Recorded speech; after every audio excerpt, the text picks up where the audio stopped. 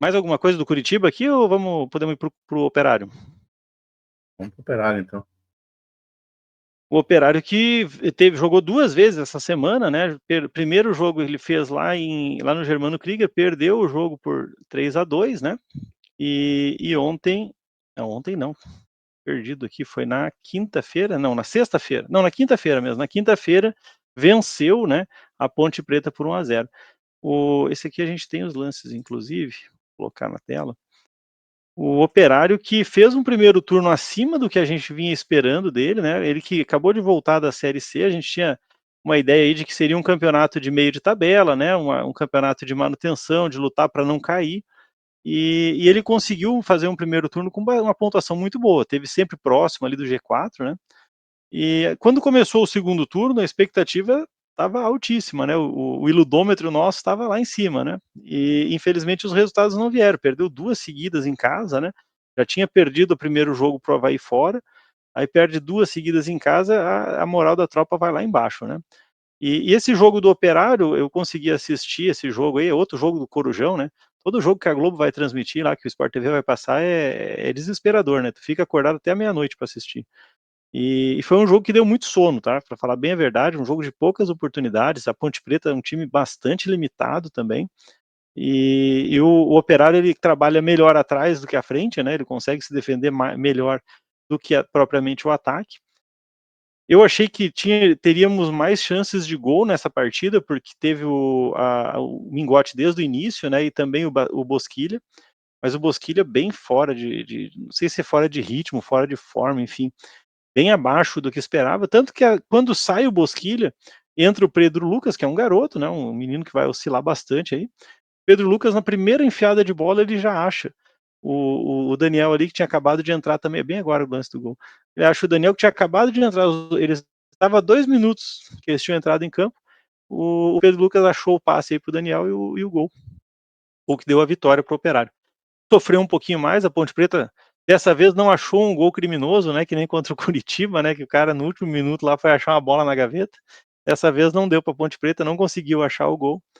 E a vitória do Operário foi, de certa forma, merecida aí pelo esforço, pela luta, pelo trabalho aí do Guanás, que já vinha recebendo algumas críticas, até no meu ponto de vista exageradas, né?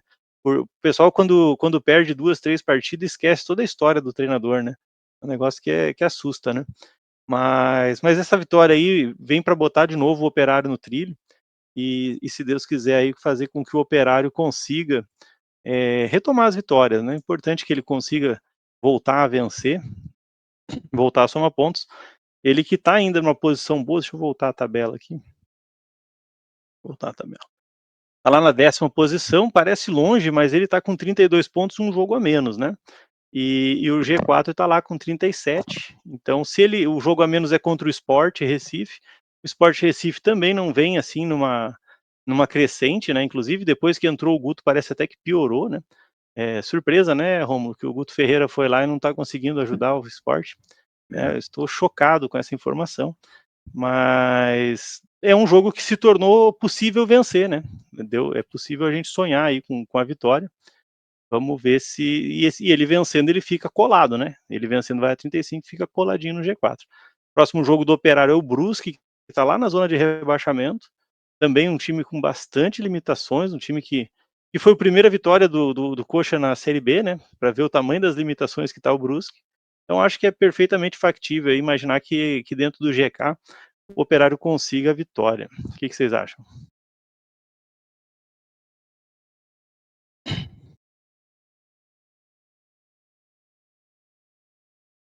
Então, o Operário, acho que a coisa volta para a briga, né? Que parecia que ele ia abandonar o barco, né? A gente sempre estava falando, né, que o Operário vinha forte até, né? O Daniel sempre comentou, não, o objetivo do Operário é 45, né? O objetivo do Operário é 45. E parecia que o Operário ia engatar uma subida boa, né? Agora deu uma enroscada, né? Mesmo que se jogo a menos, o Operário fica mais difícil de conseguir ali, né? Esse acesso, né? Mas acho que se o Operário voltar, né? A conseguir segurar ali atrás, o problema do Operário é esse, né? Ele faz pouco gol e toma pouco. Aí quando começou a tomar 1, 2 gols, desandou, né? o Operário tem que acertar, né? Seria o ideal o Operário dar uma reforçada também, né? Para continuar nessa pegada. Mas eu acho que ainda dá. Acho que ainda dá. Né? O Sport, você falou, o Sport vem em queda, né? O Guto, você comentou. Eu acho que não era o treinador para o Sport nesse momento. O Guto é um treinador né? De, de outros momentos, assim, né? Não é um que vai pegar um time pronto e vai conseguir fazer produzir, né? Ele joga aquele jogo burocrático. Então o Operário tem tudo para levar o Sport ali. Ganha do Sport, meio que volta para a briga, mas tem que manter as vitórias em casa, né? Porque essas duas tropeçadas ali deu uma assustada, né? É bem isso. Bom, a rodada 23 aí teve só metade da rodada que foi disputada até agora, né? Ponte Preta perdeu aí do Operário 1-0, Santos e Amazonas 0-0. Que reação do Amazonas, hein? Tava lá na zona de rebaixamento, conseguiu um empate na Vila Belmiro, muito difícil um resultado assim. Ituano reagindo também, venceu 1-0 Goiás, Vila Nova venceu o América por 1-0, entrou no G4, tirou justamente o América lá de cima. E a Chapecoense e o CRB empataram em 0-0. A Chapecoense aí que fez o crime com o Tcheco, né, Dalton? Você quer contar um pouquinho dessa história aí, cara? Que sacanagem que a Chapecoense fez com o Tcheco, hein? Pessoal, a situação do Tcheco ela é bem assim, digamos, peculiar, né? Fiz um grande trabalho no Paraná Clube.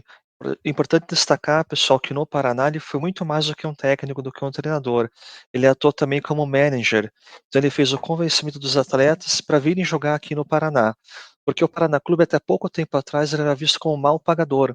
Então quando você convidava algum jogador para vir jogar aqui no Paranazão, ficava aquela dúvida, mas será que eu vou receber em dia? Será que eu vou, né? Lembrando que é um time que ainda está provisoriamente sem calendário. Tudo isso pesa para a decisão de um bom jogador. Então o Tcheco fazia o trabalho de convencimento, colocava a cara dele à tapa, digamos assim, no jargão popular, né? Garantia com palavra que os salários seriam pagos em dia. Então realmente ele colocou ali a imagem dele à frente do Paraná Clube, né? Ele foi assim um grande treinador. Queríamos muito que ele continuasse no Paraná Clube para 2025, na Série A estadual, um ano fundamental para nós também. No entanto, em meio a esse, né, nesse meio tempo, surgiu a proposta da Chapecoense. Nós ficamos tristes, claro, com o ocorrido, mas apoiamos muito ele. Ó, Tcheco, vai porque é um projeto bom, é bacana para você. Lembrando que o técnico, assim como o jogador, também tem que fazer o pé de meia, ainda mais no início da carreira, né? Então nós incentivamos muito ele para ir. E daí, realmente, a administração da Chapecoense está muito vulnerável, né? Nem o Guardiola consegue demonstrar em 12 dias o trabalho que ele vai desenvolver, né? Então foi assim, um erro total, queimou o técnico, isso aí queima currículo, né? Fica aquela passagem lá de 12 dias num clube, né? Ninguém vai entender que a situação era aquela e tal, que fica no currículo aquela. Ficou 12 dias no clube X. No caso, a Chape. Então, uma decisão assim muito, fica até desrespeitosa com o profissional, né? Por mais que Foi o que eu faça o pensei. pagamento de multa, tudo, mas além do pagar certinho o contrato, a quebra contratual, há também a questão da imagem do treinador, como que fica, né? 12 dias é muito pouco mesmo, né. Até Ele estava ainda vendo a estava usando o Chape GPS para achar o clube, cara, quando mandaram ele é, embora. Eu achei uma baita de uma sacanagem. Mas estava eu acho até vendo que não queima tanto o treinador quanto a direção, tá? sim, Porque é, uma demissão nessa velocidade fala muito mais sobre a incompetência da administração do clube do que do próprio jogador, né? correto. Não por menos a Chapecoense aí tá ladeira abaixo e correndo um sério risco de jogar a Série C 2025, né? É. Até assisti agora há pouco a Chape jogando, tá com o Gilmar Dalpozo agora, um grande técnico também. Bom também, Até onde eu vi estava 0-0, já estava acabando o jogo, então é mais um empate sem gols ali, mais um jogo sem pontuar, né. exatamente. Falando em Série C, ou tem mais algum assunto aqui da Série B, gente?